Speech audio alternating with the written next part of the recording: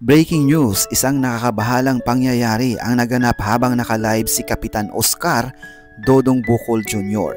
Ngayon lamang habang siya ay nagsasagawa ng live update para sa kanyang mga taga-barangay, bigla siyang inatake at binaril ng isang hindi pa nakikilalang armado.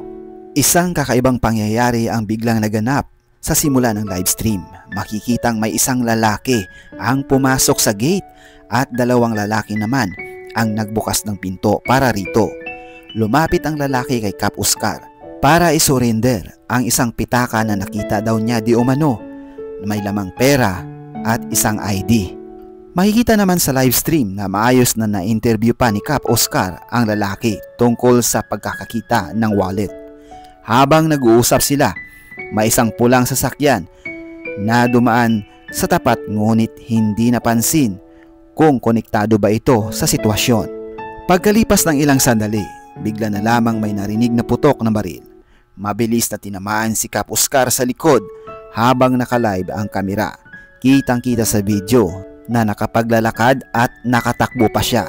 Sabay sigaw ng tulong habang nagkakagulo ang mga tao sa paligid. Ayon naman sa initial report, si Kapitan Oscar Bukol Jr. ay dead on arrival dahil sa tindi ng tama ng bala.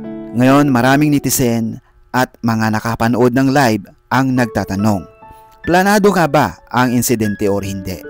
May ilan ang nagsasabing tela may kahinahinalang galaw, lalo na sa timing ng paglapit ng lalaki, pagbukas ng gate at pagdaan ng pulang sasakyan.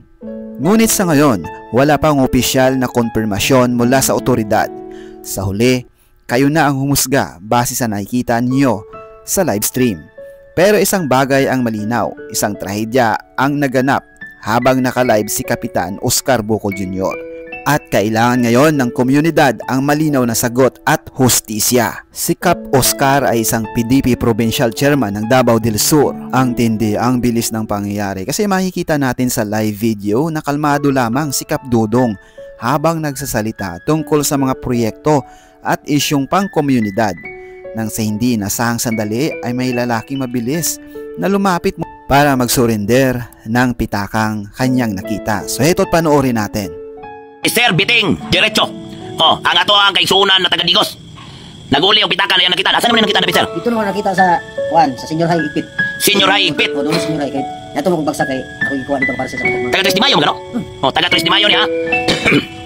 Niya to sila sa balay kaya nasa turnover ngayon nakitan. Di ka kasi mo trabaho? Garap ko rin lapo-lapo yan. Nato sa usawa na tumig ipit. Nagkuha ng parcel dito sa kong wala nakita naman yung pitaka? Lagyan mo tanan. Kinsay tagiyan niyo? Kinsa may John Ray Labador? Sir John Ray Labador.